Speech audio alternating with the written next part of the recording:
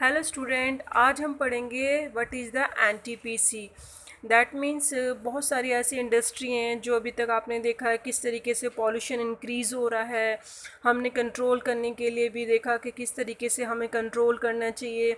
तो ये practical live देख सकते हैं कि किस तरीके से इम्पैक्ट अगर कंट्रोल हो रहा है तो किस तरीके से हो रहा है, किस तरीके से एक सिस्टम है जो मैनेज कर रहा है। एनटीपीसी क्या है, सबसे पहले ये अंडरस्टैंड कर लीजिए। एनटीपीसी एक अंडर गवर्नमेंट पब्लिक सेक्टर में आने वाली एक ऐसी इंडस्ट्री है जो ऑपरेट करती है पावर बनाने के लिए, जो कॉल से और थर्मल पावर प्लांटिंग जिसका लगा हुआ है और कॉयल यूज़ करके जो एक इलेक्ट्रिसिटी बनाती है। लेकिन ये एक पहली कॉरपोरेशन है इंडिया की जिसने एनवायरनमेंट मैनेजमेंट सिस्टम स्टार्ट करा है। इसको आईएसओ द्वारा सर्टिफिकेशन भी मिला है, यानी the corporation has a proactive approach for preserving the natural environment and resources like water, oil and gas and fuels in place where it is setting up power plants.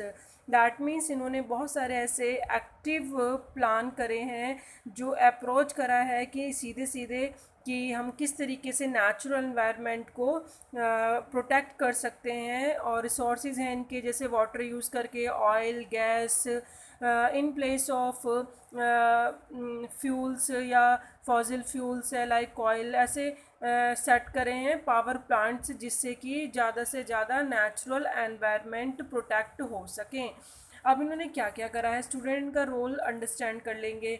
This has been possible through like a first optimum utilisations of equipments, adapting latest techniques and upgrading existing equipment. यानी हम जितने से ज़्यादा equipments पुराने हमारे होंगे तो student उसके अंदर वो टेक्निक नहीं होगी जो एनवायरनमेंट के लिए फेवरेबल होगी। यानी अपग्रेडिंग मशीन्स जो होती हैं, अगर टेक्निक वाली मशीन्स होती हैं तो उससे क्या होता है, कम एनवायरनमेंट डिग्रेडेशन होता है, क्योंकि ये एनटीपीसी का फर्स्ट मोटिव है कि वो अपग्रेडिंग और न्यू टेक्निक, जो लेटेस्ट टेक्निक्स की जो मशीन्स इक्विपमेंट्स होती हैं उन्हीं को यूज़ करते हैं।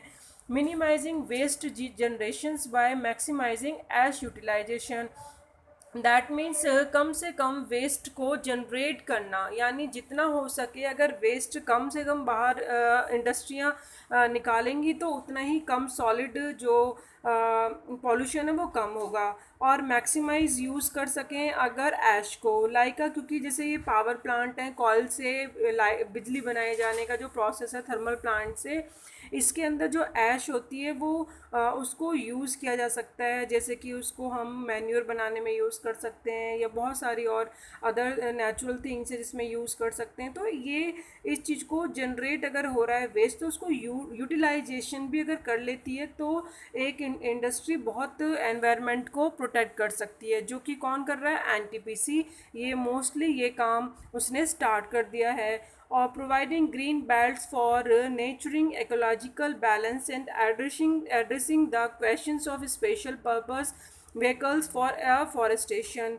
और उसने जहाँ पे उसकी इंडस्ट्रीज़ है उसके चारों तरफ एक ग्रीन बेल्ट लगाई है, प्लांटेशंस को इंक्रीज़ करा है, एफॉरेस्टेशंस को इंक्रीज़ करा है। दैट मीन्स के जितना ज़्यादा हम प्लांट्स लगाएंगे, ट्री लगाएंगे, उतना ही हमें ना जो पॉल्यूशन उसे कंट्रोल कर सकते हैं। ये तो इनको भी पता है और सबको, क्योंकि अगर इंडस्ट्री लगी हुई है तो वो कहीं ना कहीं तो एनवायरनमेंट को पॉल्यूट करेगी।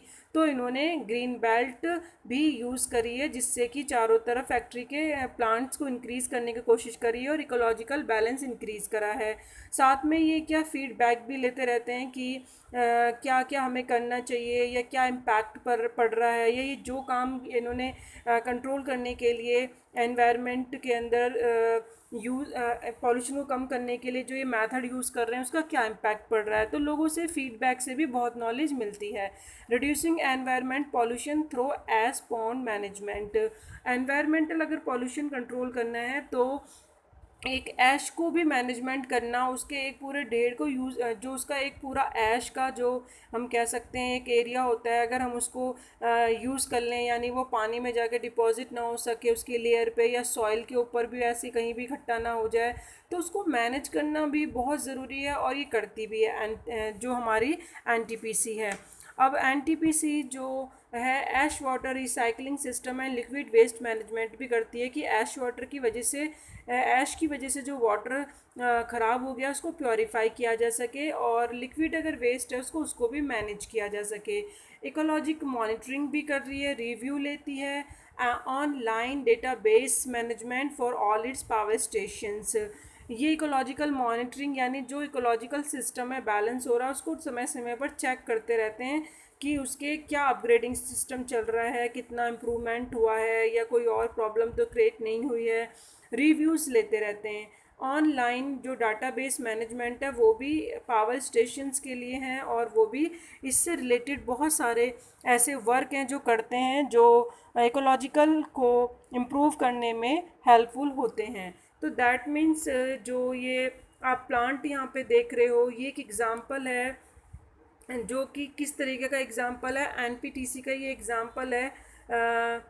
और इससे ये पता चलता है कि किस तरीके से इन्होंने आसपास आप ग्रीन एरिया देख सकते हो, और यहाँ पे वाटर को किस तरीके से प्योरीफाई करने के लिए प्लांटेशंस लगाए हुए हैं। यानी हमें इंडस्ट्री तो लगानी है, ग्रो करना है, इकोनॉमिक डेवलप भी करना है, लेकिन हमें उसके साथ साथ एनवायरनमेंट को भी मैनेज करना पड़ेगा, और इसीलिए आईएसओ सर्टिफिकेशन इसे मिला है, क्योंकि ये एनवायरनमेंट मैनेजमेंट सिस्टम ये करती है। तो ये था एनटीपीसी। इसी के साथ आपका ये चैप्टर के सारे पॉइंट्स ख़त्म होते हैं। नेक्स्ट वीडियो में हम कुछ ऐसे इम्पॉर्टेंट क्वेश्चंस हैं इस चैप्टर से रिलेटेड जो डिस्कस करेंगे। Thank you.